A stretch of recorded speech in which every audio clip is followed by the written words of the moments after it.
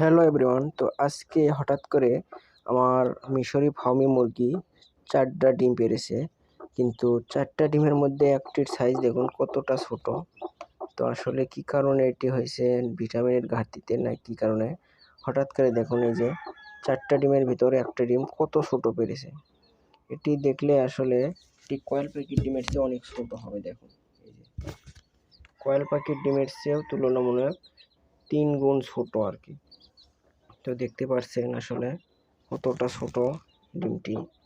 তো এই যে দেখতেই পাচ্ছেন অনেক ছোট কিন্তু ডিমটি।